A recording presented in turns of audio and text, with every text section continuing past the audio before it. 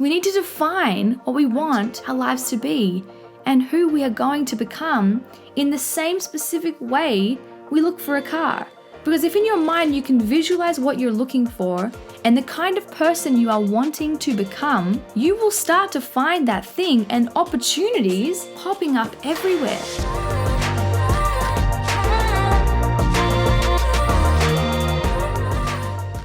Hi, my name is Rebekah Ryburn and welcome to the Rebekah Ryburn podcast, a podcast dedicated to activating, challenging and empowering you to close the gap between your potential and your reality.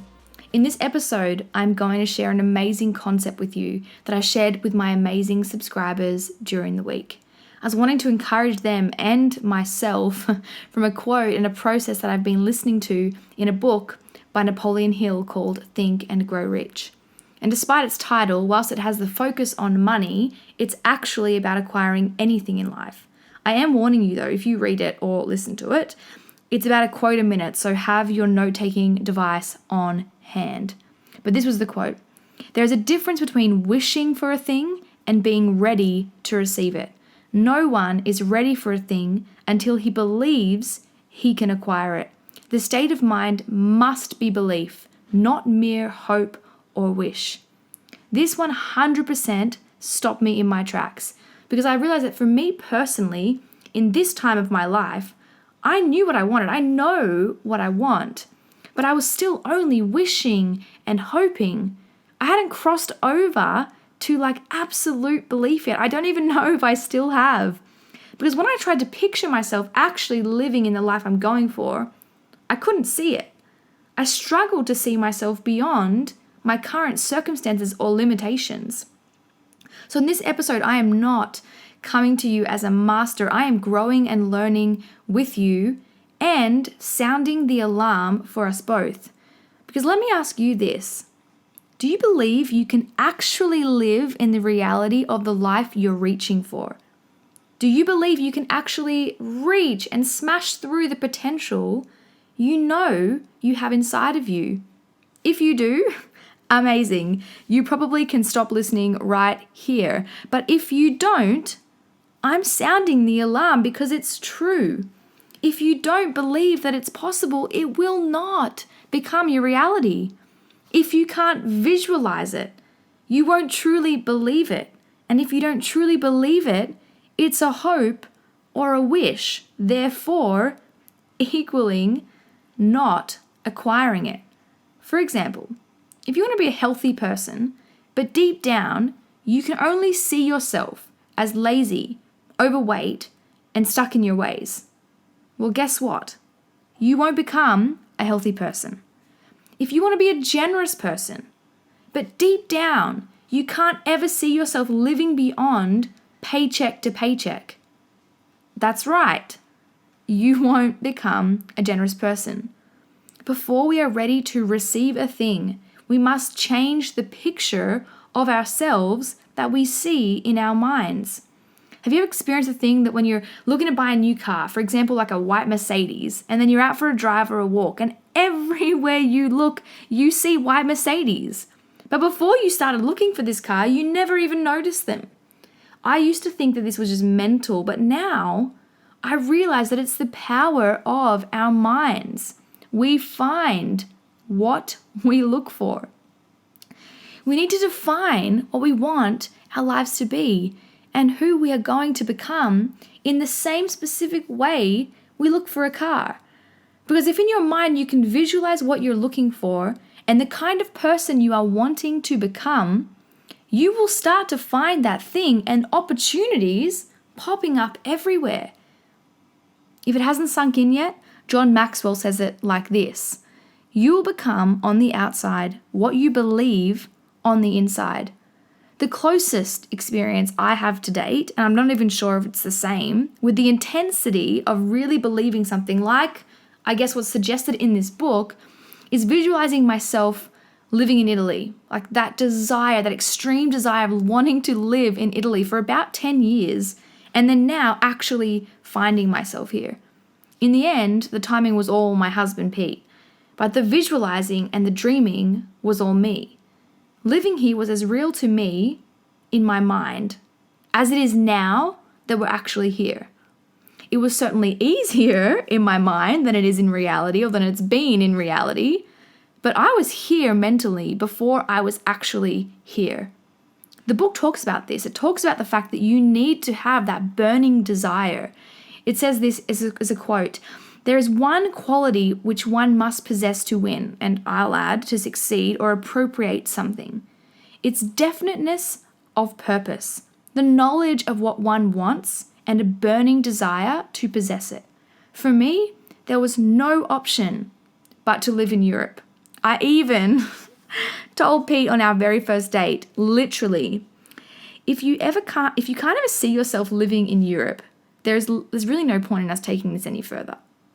In hindsight, I was probably a little forward, but I was so convinced I was going to live here, I just didn't want to waste his or my time if he had no interest at all in living here. So really, I was actually just being thoughtful. Anyway, my desire was so intense, not for the whole 10 years, but I had mentally, unknowingly to myself, burned all bridges connected to the idea of not going, like not moving, and staying here in Australia. Not here in Australia, staying there in Australia, right on out of my mind. It took longer than I thought, it happened differently than I thought it would, but we're here. It took grit and determination and quite literally the burning desire that was going to consume anything that got in its way. Before listening to this book, I didn't realize that that's essentially what I had done. I'd followed the steps without following the steps. However, if I did follow the steps closer, I probably would have gotten here quicker and easier than it took. But anyway, our minds are seriously so powerful. If we can think it, visualize it, and believe it, then we can be it. We can have it, and we can do it. What do you want to see happen in your life? What kind of person do you believe that you can become? How can you turn your hoping and your wishing into actually believing and therefore experiencing?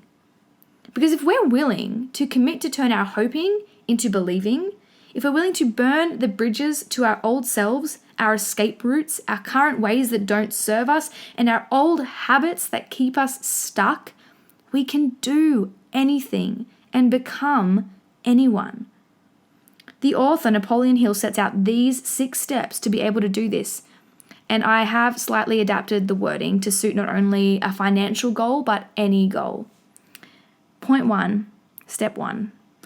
Fix in your mind exactly what you desire. Be definite and specific as to what it is. It's not enough to be general. Choose an exact amount of money or a specific outcome you'd like to achieve that requires a certain level of confidence or influence. 2, determine exactly what you intend to give in return for what you desire. There is no such reality as something for nothing.